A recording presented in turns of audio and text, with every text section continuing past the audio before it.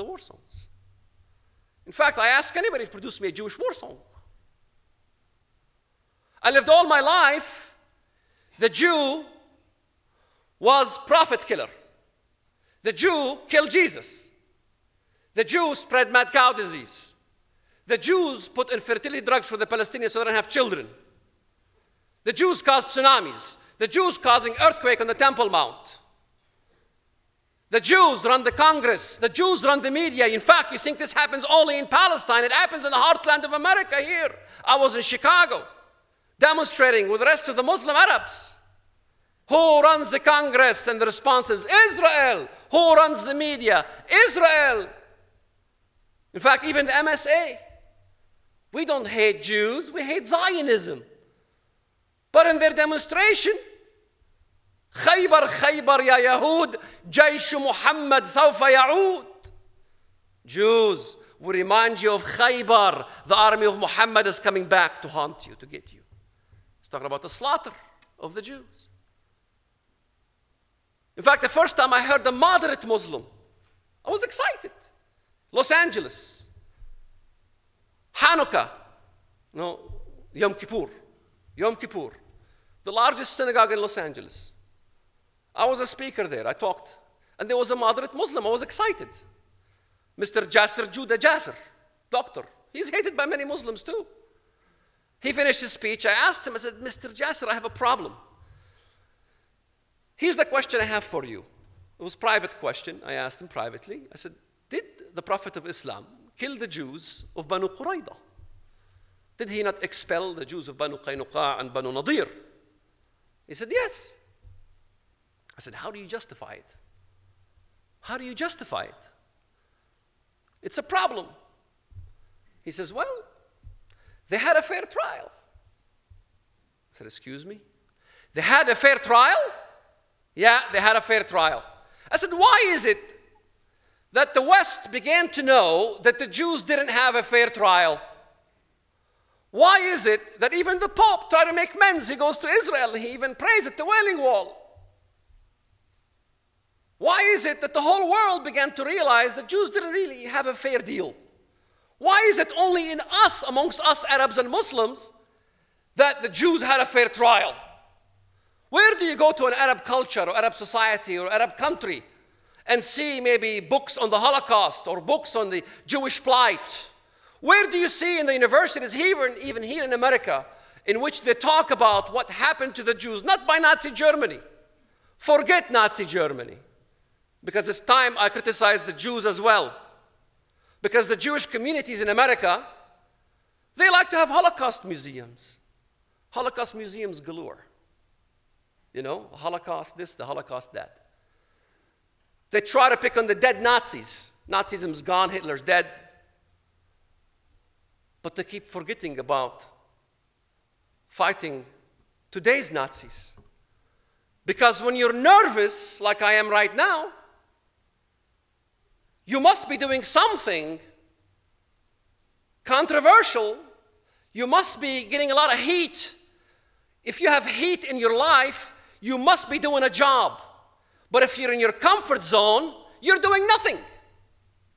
Because to struggle in life is to face the heat, is to say that the problem with my culture and the problem with my society is not an occupation of land. It's an occupation of the mind of millions of young children.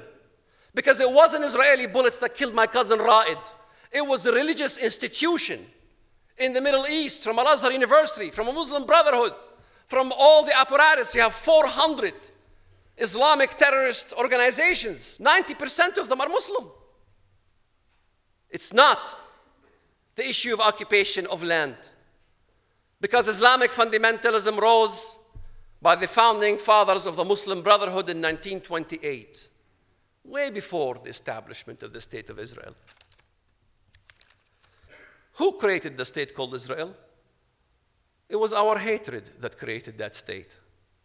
We hated them, not just in the West, but also in the East. 850,000 Jews expelled from the Middle East, from Muslim societies, and universities don't want to even talk about it. 2 divisions out of the Nazi war machine of 8 divisions were Muslim fundamentalists. The Khanzar division, the Albanian division, they were horrific. In fact, I get the argument all the time that Hitler was not a Muslim. Hitler expounded his views on Christianity to a visiting delegation of Arabs discussing the implications of the battles of Tours. Hitler held forth, had the Arabs won the battle, the world would be Muhammadan today. For theirs was a religion that believed in spreading the faith by the sword and subjugating all nations to that faith. The Germanic peoples would have become heirs to that religion. Such a creed was perfectly suited to the Germanic temperament. And this is a quote by Albert Speer inside the Third Reich. There was a connectivity between Islamic fundamentalism and Nazism. In fact, even I was going to school in high school. We learned the Umar Declaration, the treatment of non-Muslims in a Muslim culture. Jews must wear a yellow patch under Islam, and they did. You look at the Khalifa al-Mutawakkil, instituted the yellow patches for the Jews. Harun al-Rashid, hailed as a moderate, issued decrees that Jews must wear yellow patches on their right shoulder. Jews must never be judges in a Muslim court. Jews must never enter in a Muslim bathhouse. Jews must never ride a horse but must ride a donkey. Jews must pay jizya taxation by an upper hand in accordance to the Quran. حتى يدفعوا الجزية عن يد وهم صاغرون. That they pay the Jews pay the jizya by an upper hand. May they be belittled and may they be subjugated. Same thing with Nazis.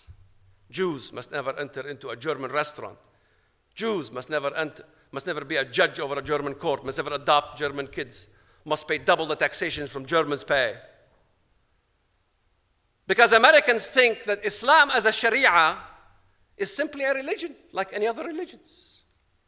Islam is simply a religion. In fact, yesterday I was on the radio and a Muslim caller called in to object to my speech. And he began to rant. He began to say, well, Islam, Sharia Islam, has to mandate establishing Islamic Sharia law all throughout the whole universe.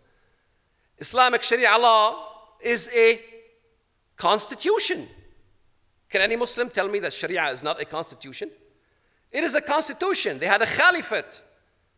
Khalifa is the vicar of Muhammad, the Prophet. It was dismantled in 1924. 1928, I never got to finish that point. In 1928, the Muslim Brotherhood was founded. And then you had an attempt all this time from the Wahhabists and the Muslim Brotherhood to erect the caliphate back. This is why you have suicide bombing, not just in Israel. This is why you have suicide bombing all over the world. This is why you have suicide here in America. You have suicide, this kind of thing. Islam prohibits suicide. And the caller says, oh, Islam prohibits suicide. But Al-Azhar University of Egypt issued a fatwa. Yeah, suicide is not permitted in Islam. But suicide is permitted only in the condition if it happens in the Israeli areas. Sheikh Yassin with Yasser Arafat were walking down the street one time, and they ran into Osama bin Laden. And Osama bin Laden was having a hard day. He says, I'm trying to find a hole. You know, they just caught Saddam Hussein. He's hiding in a hole, and I'm hiding in a similar hole, and I'm trying to hide. And I don't know where to go. I'm doing the same things you guys are doing. You get a state. I get hunted down by the Americans. It's not fair. I'm doing the same thing you're doing. Yes, Arafat looked at him and says, you fool. We're only killing Jews. We are only killing Jews. Can one man be right and millions wrong? Yes. Winston Churchill, by American connection, was right. He was half Scottish. He was wise. He was hated in the parliament. He said Nazi Germany is not about just land. They want to take over the whole world. He was called a Nazi-phobe. Lady Astor in the parliament says Winston Churchill, said, Winston Churchill, I hate you. I hate you so much. If I was your